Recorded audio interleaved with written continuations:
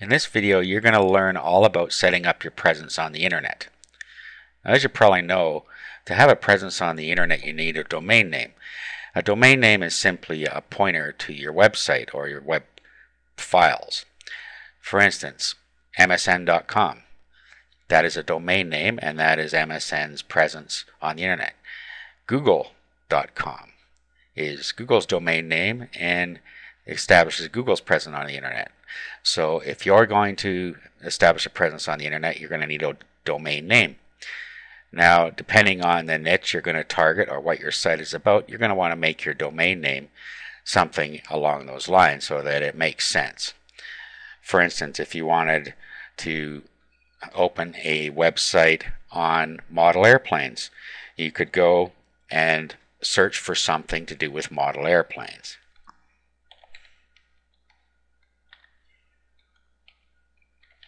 Like that, you just put the name in the search and do a search. Okay, it isn't available, but it'll come up with some suggestions. Okay, here's a .biz domain name, and here is a .tv domain name. Now I just see there's different types of domains and .coms. At this point, here's the different types that you can buy.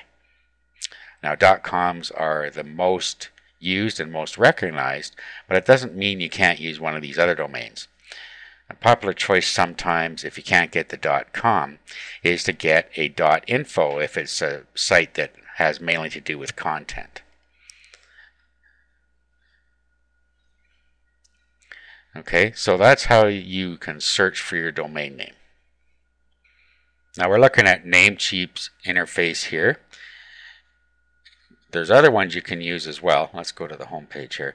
And they have some pricing, $9.69 US for a .com domain name. Now you can also look at their other pricing. If you just go into pricing info here, it tells you the different types of domain names and the different price that they have here. So this is one option for you, Namecheap, and you'll find links to the various sites we're going to underneath this video. Another place you can go is 1&1, and they're a little bit cheaper at the moment.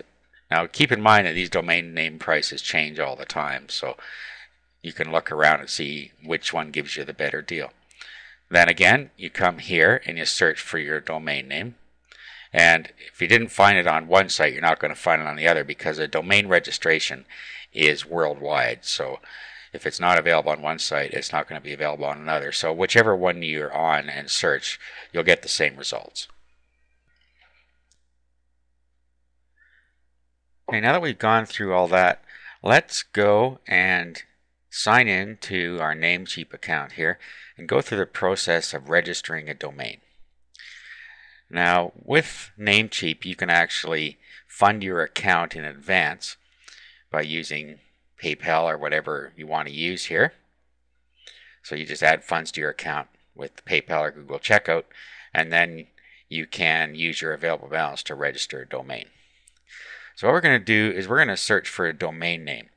And I call this a generic domain name, because what we're going to do is create a main domain name and then use subdomains as our main subject.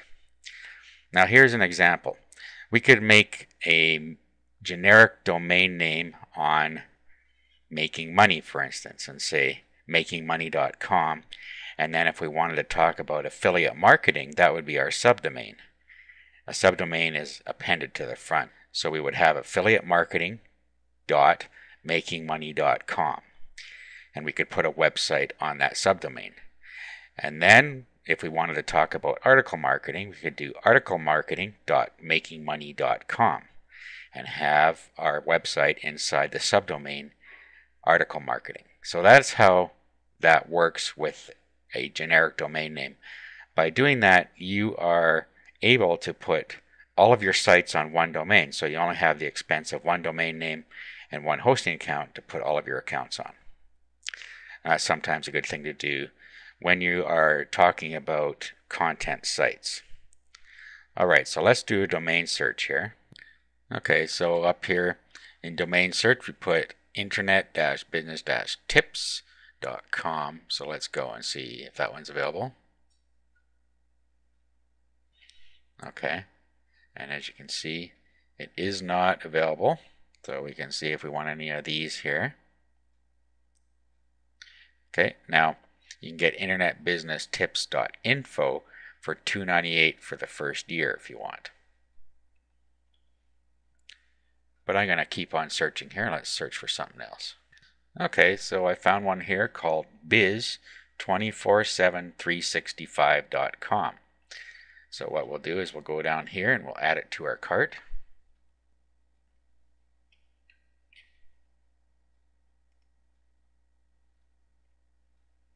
Now what we want to do is redeem any coupons. If we had a coupon, you just put it in here and you apply coupons.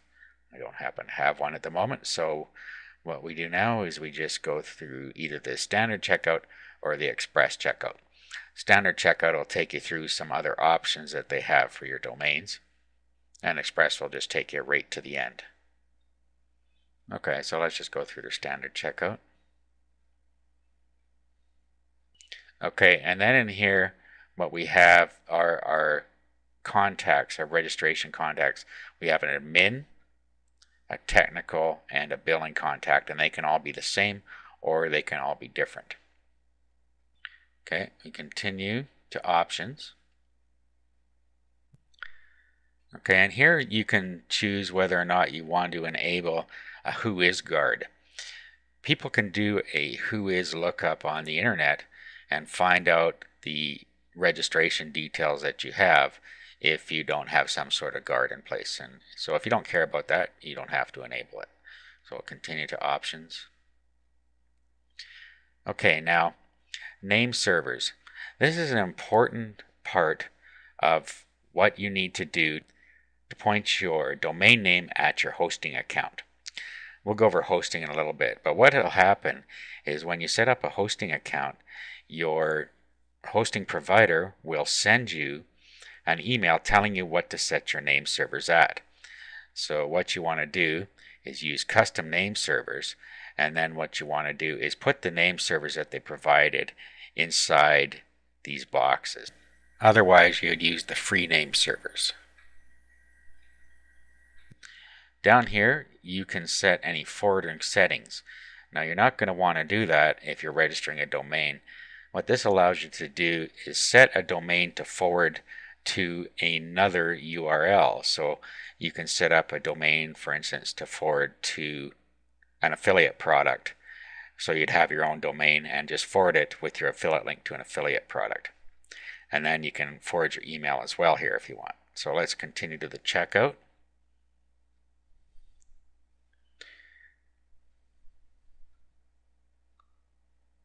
Okay, and since we have $10 in our account, we can pay using the funds available, or we can pay using our credit card.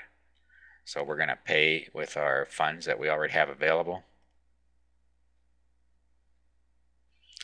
This is for our password here to continue. Okay, and then we charge and process.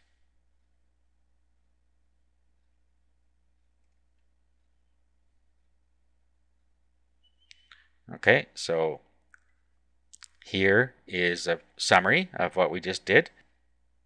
It shows our details of what we did. Okay, so it completed successfully registering our domain name and our Whois guard. Okay, and we just click continue.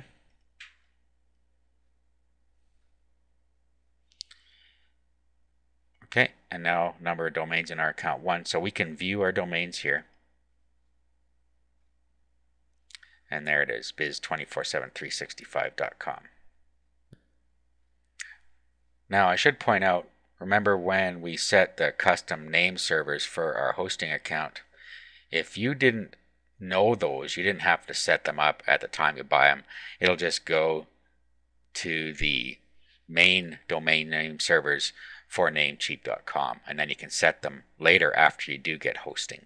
What they'll do is they'll do what's called park the domain. Okay, so then when you go into modify, you click on the domain name, and then you can change the things that you want to change here for the domain: registration lock, transfer, DNS, domain name servers. Okay, so we have our custom domains here. Okay, so that's how you can modify it afterwards. You can come back, click on your domain, click on the name servers, and then put in your hosting servers in here that were provided to you. Okay, so that's it for registering domains. In the next video, we're going to go over our hosting account and how to control it using the control panel.